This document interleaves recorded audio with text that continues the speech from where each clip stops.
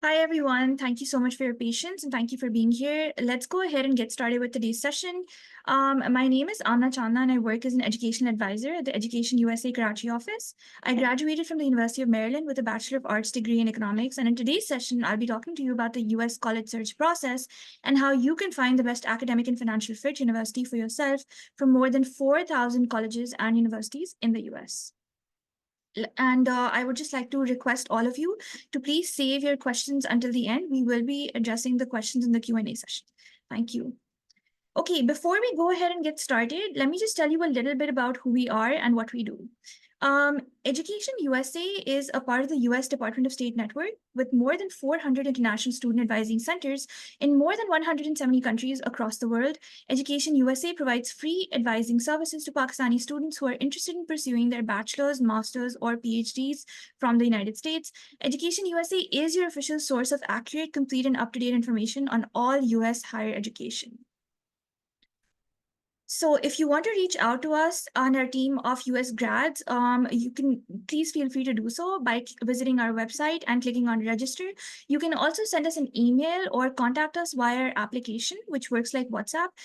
You can message us using our application anytime between 9 to 5, Monday through Friday, during office hours. Do remember that we are a free resource, so it is highly encouraged that if you have any questions regarding the US application process, please do feel free to reach out to us. Thank you.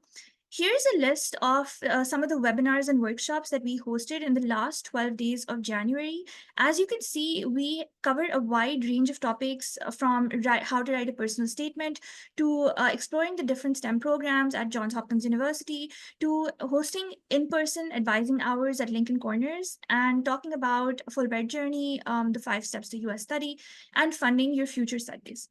So whatever topic it is that you're interested in, chances are we will be talking about it. So please keep an eye on our website by clicking on the upcoming events tab and do register with us so that you receive updates about upcoming events, webinars, and more. Okay, at a glance, the US application, the process can seem a bit daunting, which is why Education USA has broken it down into 5 simple steps. As you can see on the screen, step 1 is researching your options. Now, remember that researching your options is the first and most important thing that you can do when it comes to finalizing the list of universities that you want to explore and which universities you want to apply to, because the more intensive and the better quality of research that you do, the more satisfied you will be with your final choice. Keeping that in mind, once you've completed your research, you need to go ahead and start looking at step 2, which is financing your studies. Remember, the goal is not just to be able to apply to universities and get admissions, it's also to be able to attend, which is why it's really important to know what your budget is like, know what are the merit-based and need-based financial scholarships and financial aid out there, and be informed about the deadlines associated with those scholarship options, so that you don't miss out on any potential funding. Once you've made a list and you've added the scholarship deadlines and criteria to your list, you need to go ahead and create an account on the Common App portal if you're using the Common App portal to apply, and go ahead and complete your application, right? Once you're done with completing your application, which includes the essay, which includes getting your recommenders to submit their letters of recommendation, and adding all your academic information on the portal, you need to go ahead and apply for your student visa and once you get your I-20. This is an important part of the process, and oftentimes we do get a lot of questions about visa-related queries. So if you have any questions regarding this as well, you can reach out to us and we will try our best to assist you. Finally, once you've received your student visa, it's time to go to the university of your dreams. So before you leave, we highly recommend that you attend our pre-departure orientation session, because at that session, you will find out about the first things that you need to do upon arrival in the United States. What are the most important things that you need to ensure during your stay and study in the United States? And just overall, we make sure that what are the essential resources that are available to you on campus and off campus while you're there as a student. So regardless of which part of the process you're in, which step you're on, please feel free to reach out to the advisors and the entire Education USA team with your queries, because we will make sure that we try our best to assist you and to answer your queries to the best of our abilities. Okay, moving on to the next part of our presentation, let's talk about how do you start your college search. right? The first most important thing that you need to know is the different types of undergraduate institutions that there are in the United States, right? As you can see on the screen, there are four main categories that we're going to be talking about right now. The first is a two-year community colleges. Two-year community colleges are different from four-year public and private universities because these offer an associate's degree, which is like a half bachelor's in the United States. And you need to, if this is something that you want to explore, then you can set up a meeting with us and we can guide you with regards to whether or not this is a good choice for you based on your profile, how this might help you in the long run, what are the different factors associated with it, and so on. Next, we have four-year private institutions, which is usually similar to four-year public institutions, and then we have liberal arts colleges.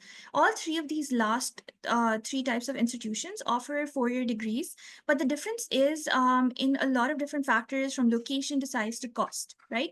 So if you are interested in merit-based scholarships and getting more funding, then private institutions are infamous for giving out more funding to international students. However, you do need to keep in mind that private institutions are also more expensive than public institutions, right? So even though they will give out more scholarships, chances are the overall cost of attendance might still be the same or higher. So you need to do your research about what are the different kinds of scholarships that are available at these four-year private institutions and whether or not you qualify for them. Similarly, liberal arts colleges are also four-year degree awarding institutions. So if you don't know about those, it's definitely worth exploring. There's a lot of different liberal arts colleges available in the United States, and they offer some really interesting programs. So please do your research and find out more about those programs if you're not aware about them already. Okay, now that you know what are the different types of institutions, you need to ask yourself what matters to you, right? What are your priorities? What are your academic standards? What are the programs that you're interested in? Is there a location or a specific region that is of interest to you? And finally, is the school that you're choosing affordable for you, right? You can get all of this information by visiting different college fairs that take place or other virtual events that are taking place involving the universities of your choice. You can also reach out to current students who are at these universities that you're interested in applying to and ask them how their experience was, what kind of advice they have for you, whether there's anything specific that you need to do as an international student that would boost your chances of getting in. Also, you should be conducting research about the professors and the classes that are offered at this university and find out more about what kind of research are the professors invested in, what are the different classes, what is the student teacher ratio, is what sort of a setting is it, and finally, if you've explored all of these, you should also make sure to do justice to the official university and college website, right? You can find previous students' testimonials specific to your program on the university and department website. So do make sure to make use of all of these resources that are at your disposal to make sure you're choosing the right fit university for yourself. In addition to this, some of the factors that other people look at when exploring different universities are the available programs. So if you are somebody who's interested in data science, then you can look at universities based on the best data science programs or the most intense data science programs. There are different sorts of options available also in terms of co-ops and work study programs. So you should definitely explore the program of your choice. Also, you should explore the different courses that are available at your website, at your universities, using the university's website, because it's possible that the course that you are interested in is not available at the university that you're initially intending to apply to. So it's always good to do your research and look at the different courses that are available. In addition to that, another factor that students look at when choosing universities are the entrance prerequisites. They want to know what kind of requirements does the university have for future applicants and whether or not they fit the criteria and are qualified to apply, right? Culture is another factor that university students are interested in prioritizing. So when it comes to choosing your university, this might be one thing that you can explore. How diverse is the campus? How many international students are there? Whether or not it's culturally, a good representation of wherever you're coming from in the world. Additionally, location and amenities, work opportunities, up-to-date resources, these are all different factors that students take into account when choosing universities to add to their list. Also rankings, festivals and fairs, and finally the library and the kind of resources that it offers are just a few more factors that students look at when they're making their final choice and deciding to add that university to their shortlisted list of universities, right? Let's go ahead and talk now about what are the differences for each institution. So some of the things that will differ in the US from institution to institution are the materials that are required to apply. Not all universities in the US require SAT or ACT scores, so universities are test optional as well. Similarly, not all universities have supplemental essays, but there are many universities that do have supplemental essays, and not all universities will have a mandatory admissions interviews. So this is just one simple factor that can be used to differentiate between different universities. In addition to this, universities also have different minimum standards of selectivity, right?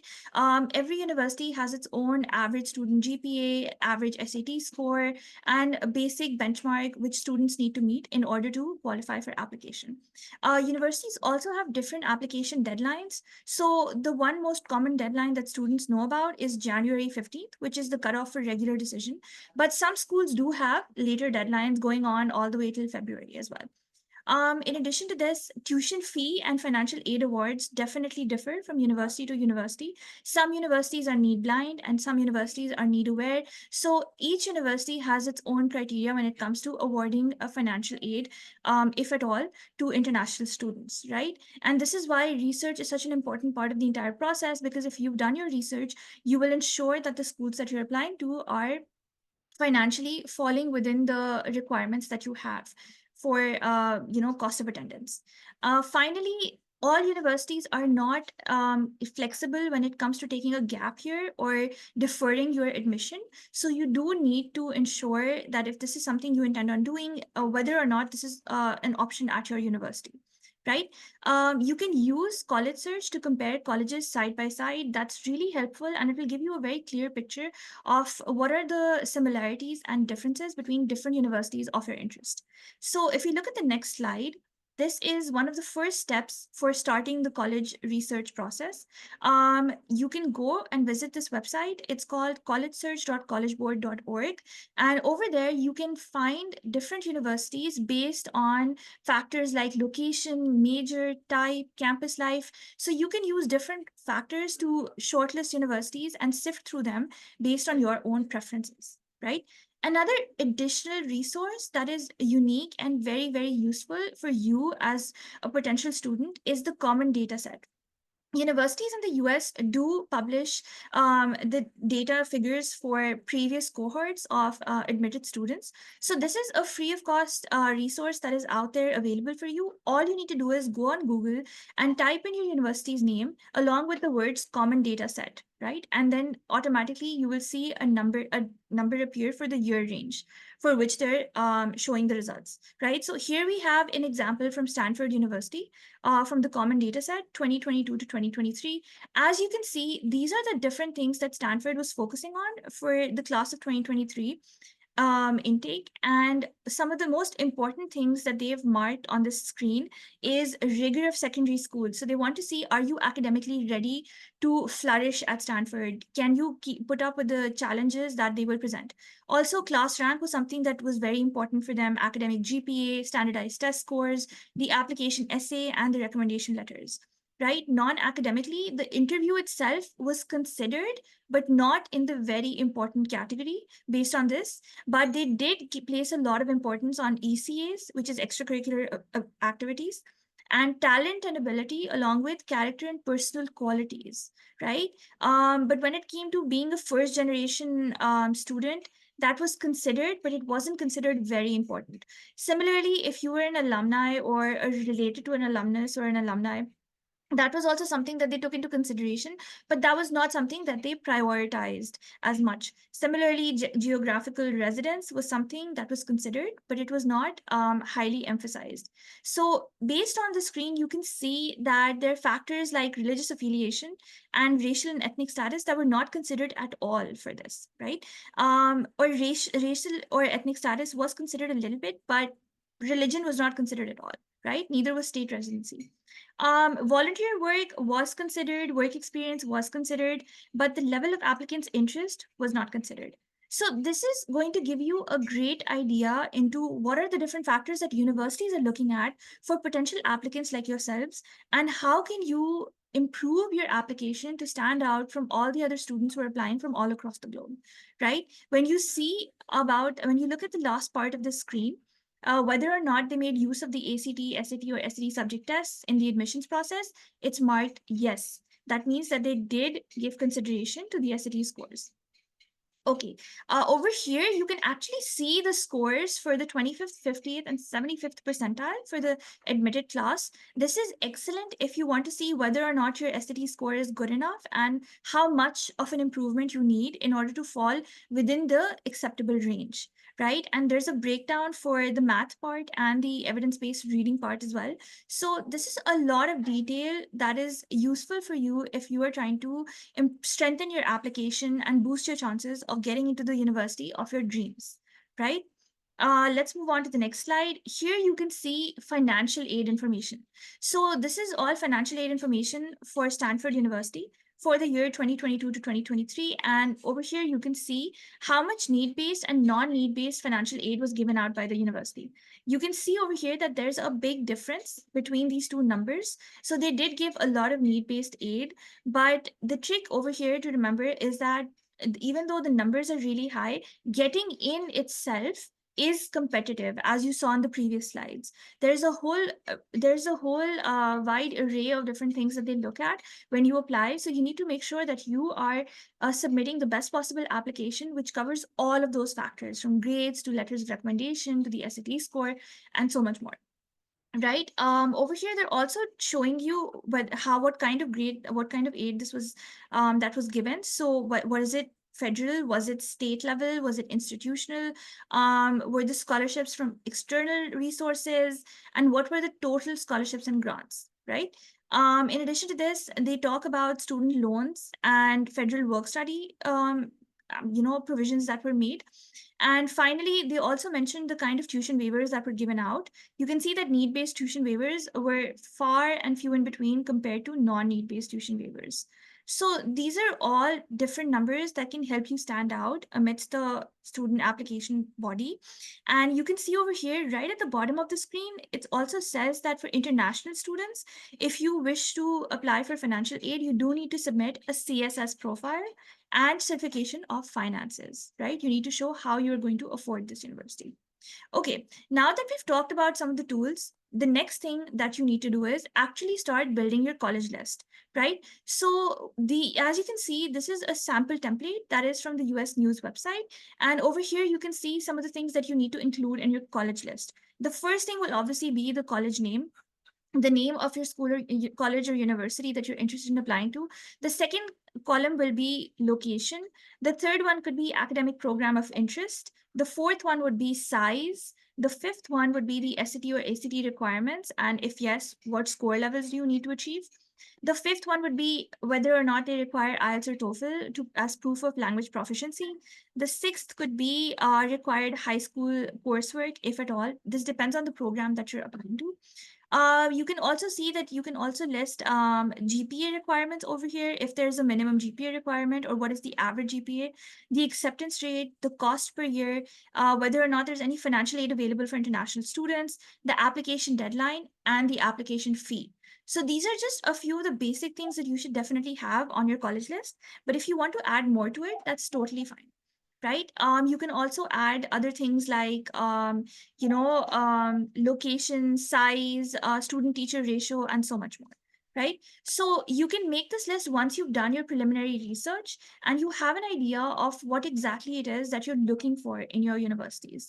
Right. And once you know what you're looking for, and once you know what the universities that you are researching have to offer, you can start adding them to your list.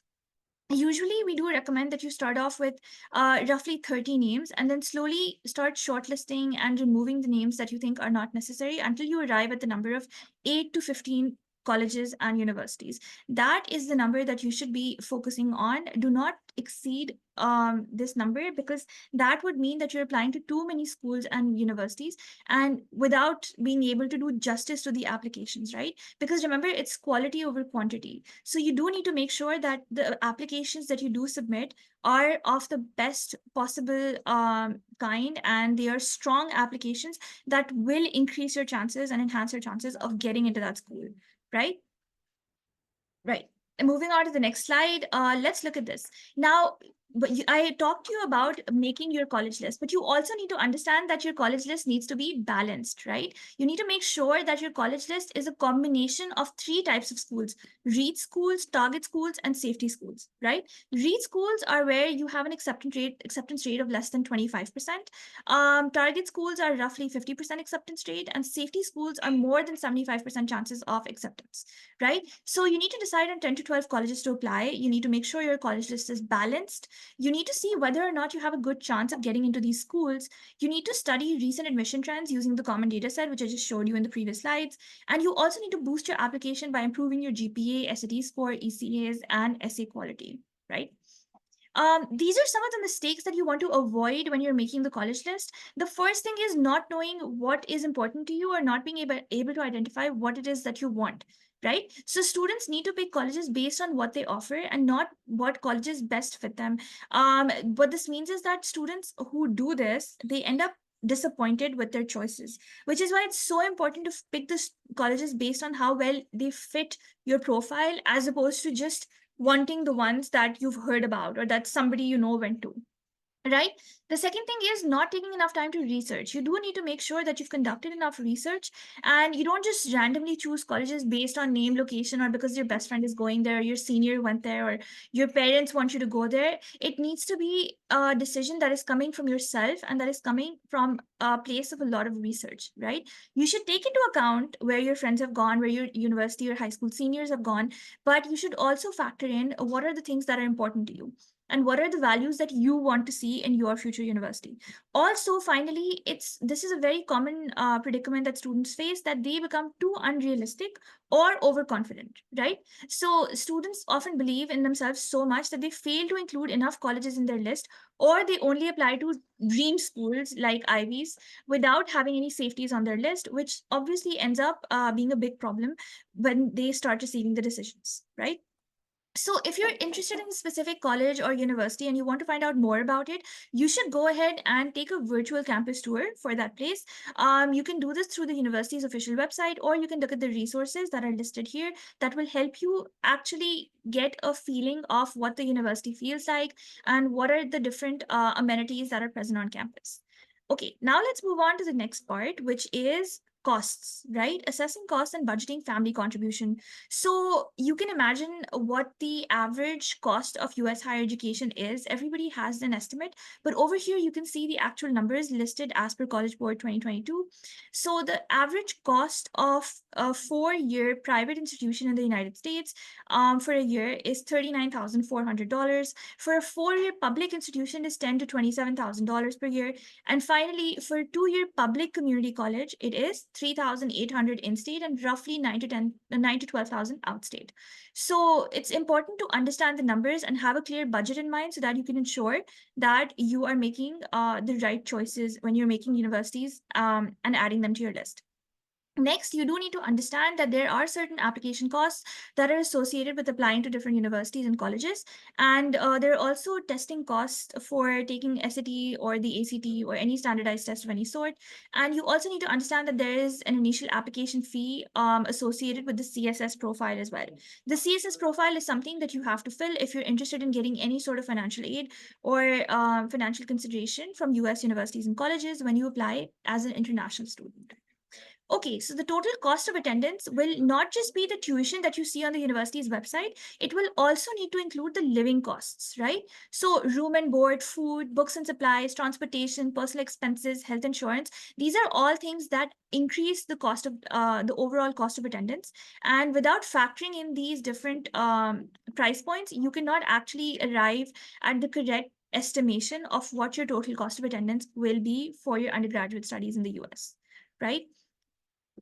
How do you plan your educational costs? The first and foremost thing that you need to do is have a candid conversation with your parents or with anyone who might be sponsoring your education, and discuss with them what are the available funds, how much money do you have already, and what is the gap that is coming between where you want to go and how much you can afford, right? If you don't have this information, then you won't be able to go ahead and make informed decisions regarding financial fits, right? And which university is a good financial fit for you.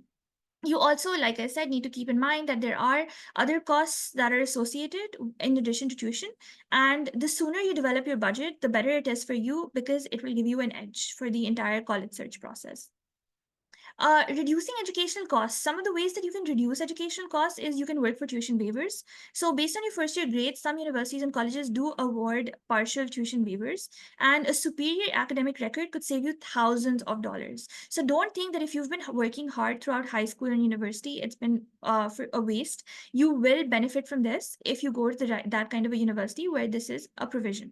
In addition to that, one of the things that you can do is, instead of going to a 4 year public or private university, you can go to a community college first, right? And you can complete the first 2 years of your undergraduate studies over there.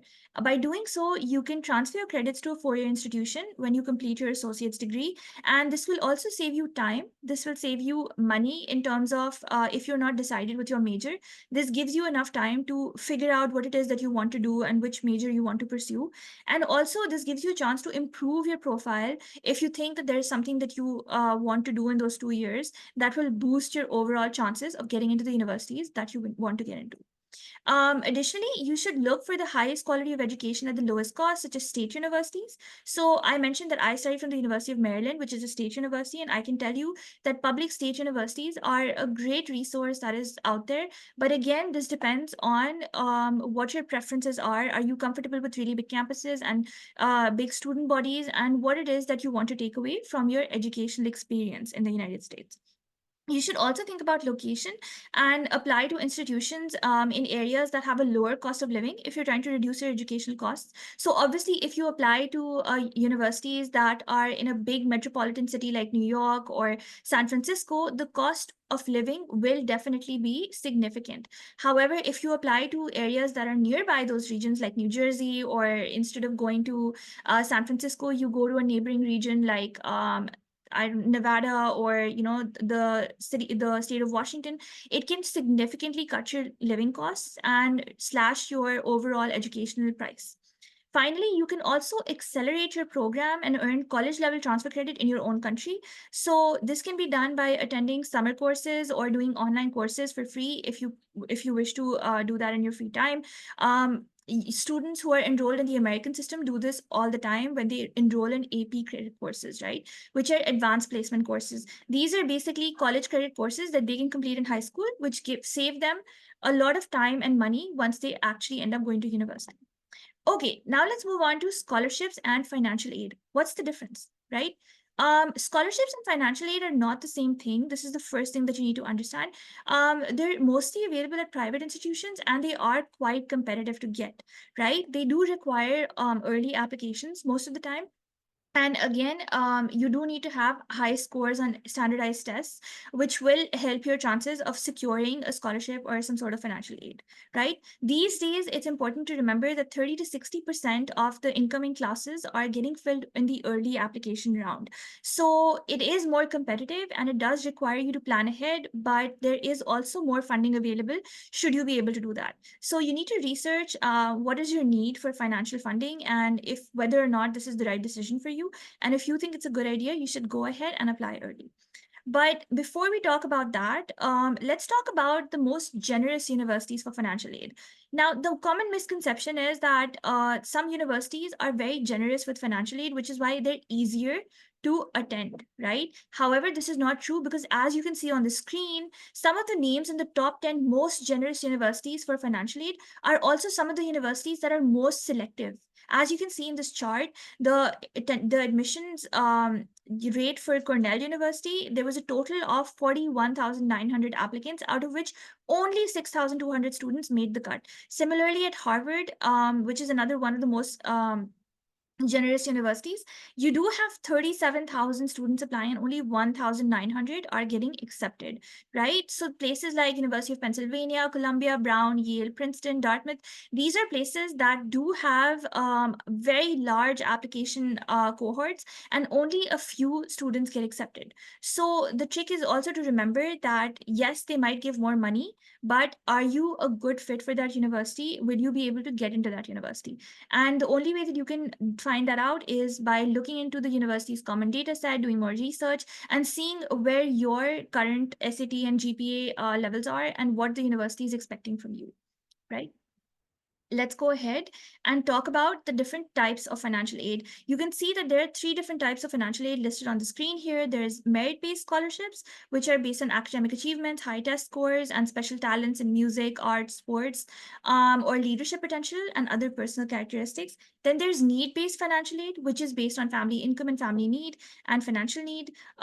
They can also consider some merits. And then there's on-campus employment, which is up to 20 hours a week when school is in session and up to 40 hours a week during breaks. This also depends on availability. So it is important to remember that average earnings can be roughly $1,500 to $2,500 per year through on-campus employment. Right. Moving on, let's talk about some of the tips that you can use to apply for scholarships. The first and most important thing is you need to have a strong application. Secondly, you should have demonstrated skills that can boost your application. You need to have an outstanding person statement or essay on the Common App. You need to look for the different scholarships that are offered specifically for international students at your potential universities.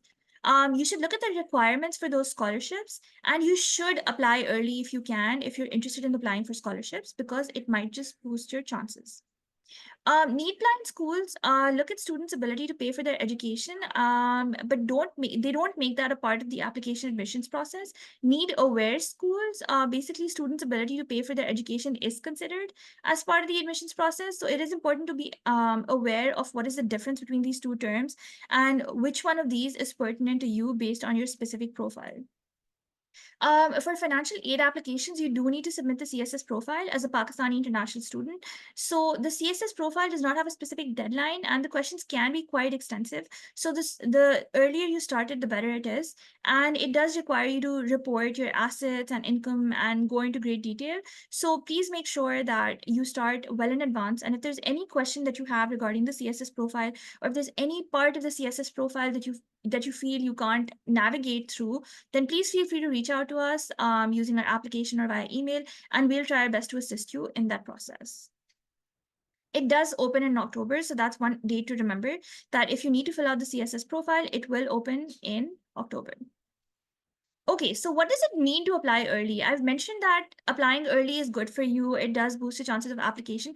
But what are the exact details associated with it? Well, let's talk about that.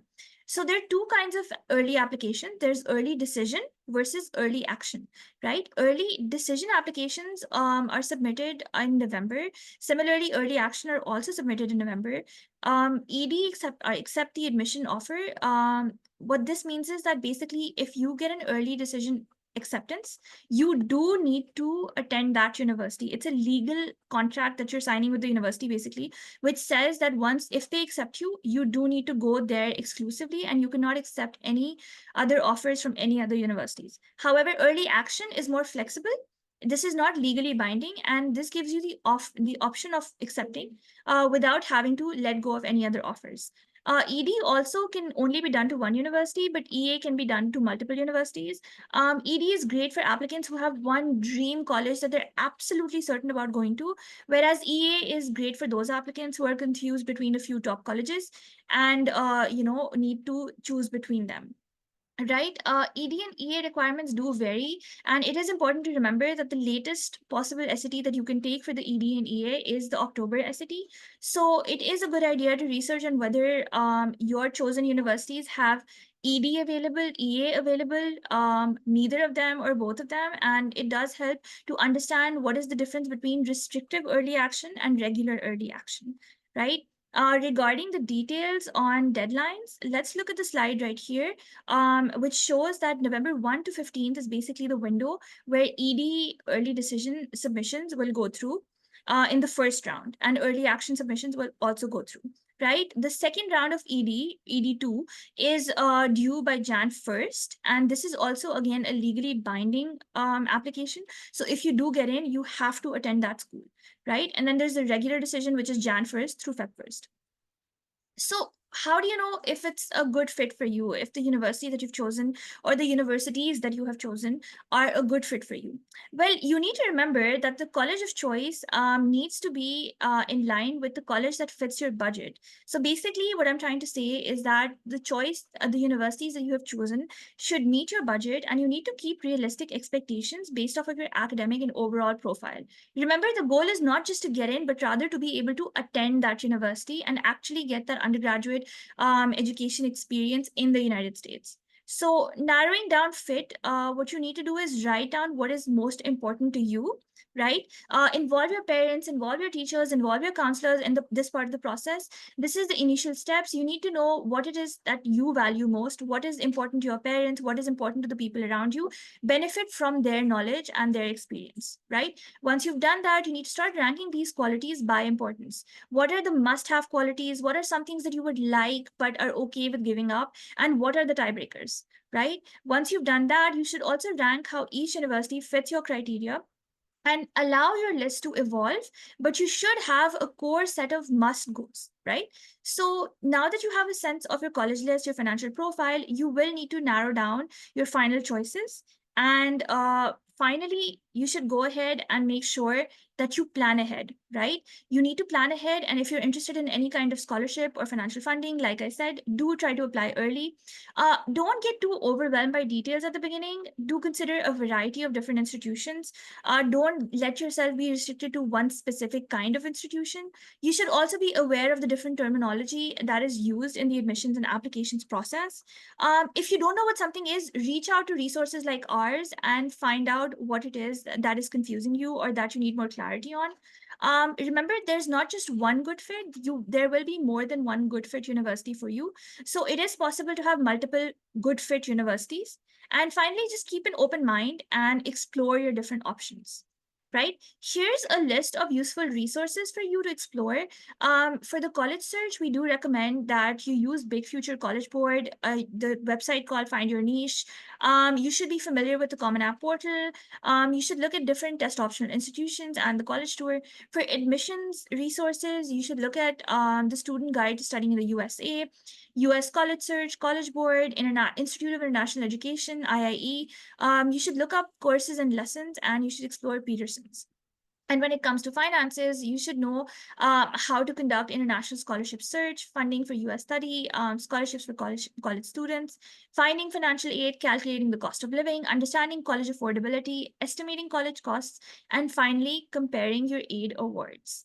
So in addition to this, you can actually access more resources as well by visiting the www.educationusa.pk website and clicking on resources, where you can see our library of online resources free of cost for your disposal.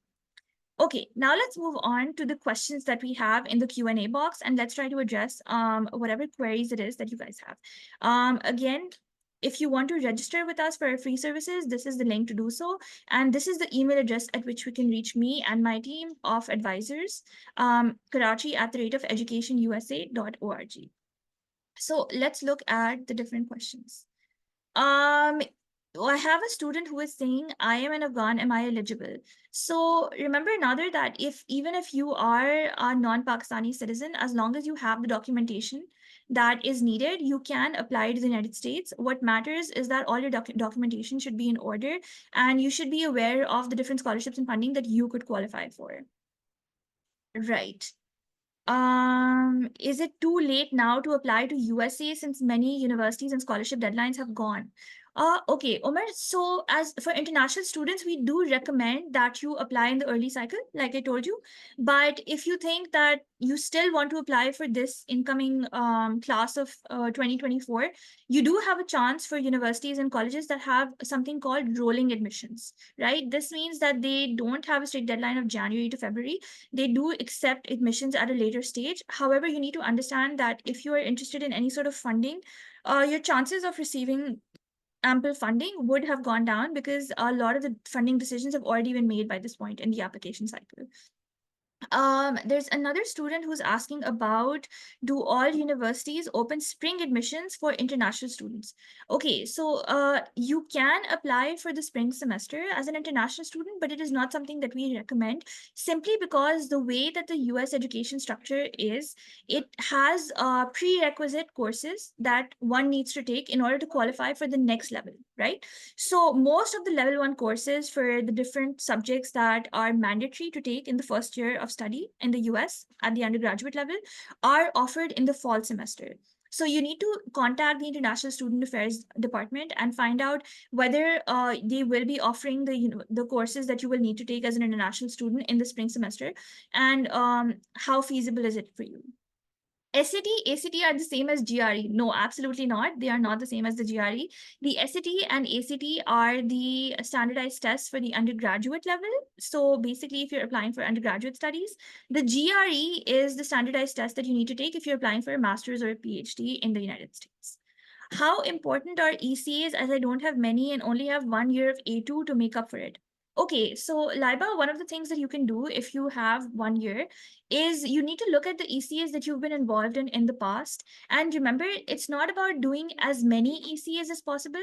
It's about showing your commitment to a select few ECAs that are a good match for your profile, right? So if you are, for example, interested in debate, right, then you need to participate in more debate competitions and try to improve your skills so you can actually win awards in those competitions and show consistency and leadership and commitment to becoming a better debater, right? And if you could qualify for the nationals or the state level, you can also put that on your common app when you're applying to different schools. So remember, it's not about doing as many as possible. It's about doing a select few, but doing them well enough that they help universities see why you have become a better candidate as a result of these ECAs. Okay, next question. Is it true that in order to get into universities abroad, you require a pretty high grade? So, Alicia, there are more than 4,000 universities in the US, and not all of them have the same criteria, obviously. So, different universities have different admissions criteria, but yes, there is a basic benchmark that you do need to meet in order to qualify for admission for different universities and colleges.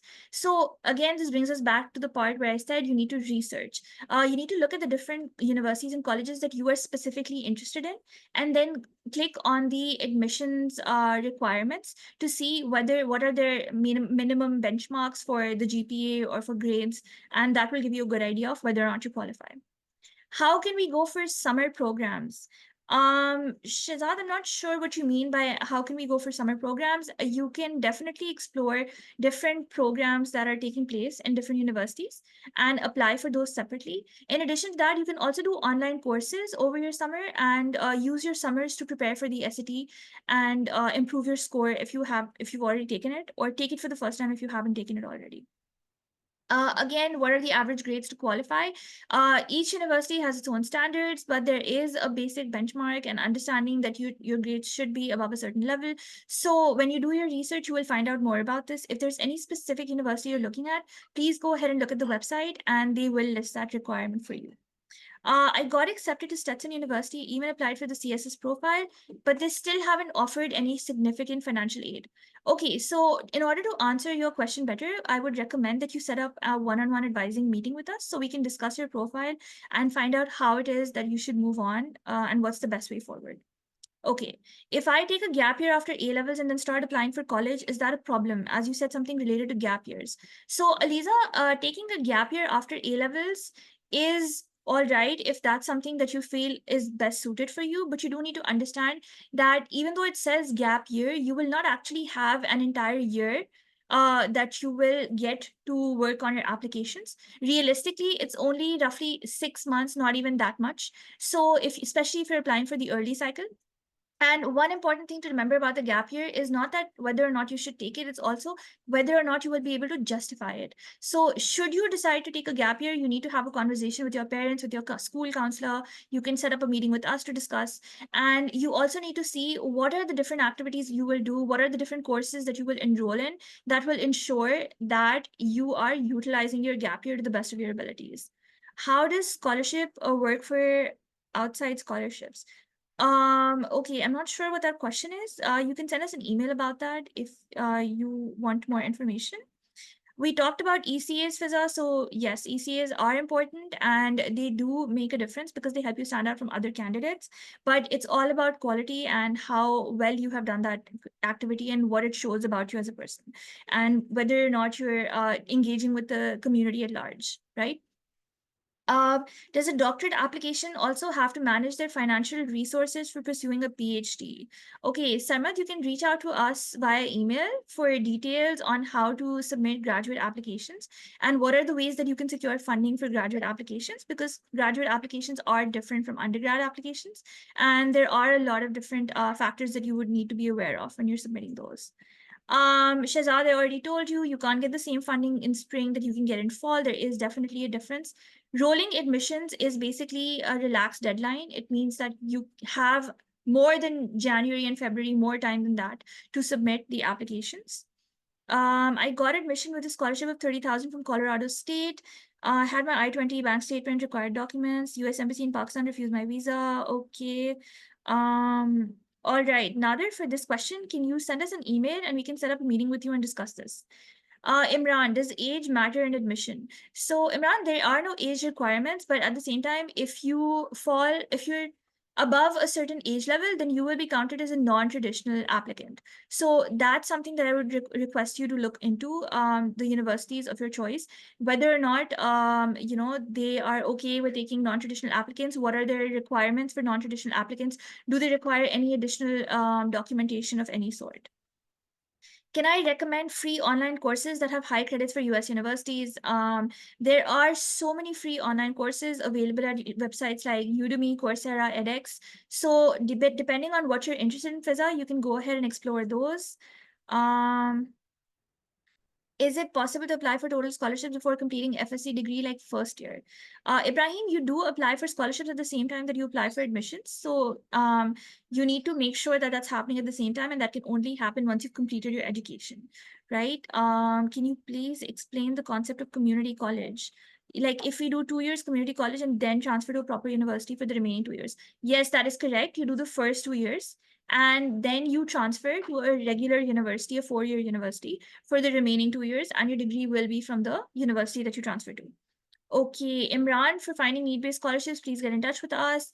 Trisha, the CSS profile is basically an application of sorts that you have to submit online, which details your financial assets and the different investments that you've made and your savings, so that universities can get an idea of what exactly your financial need is and give you any financial awards accordingly.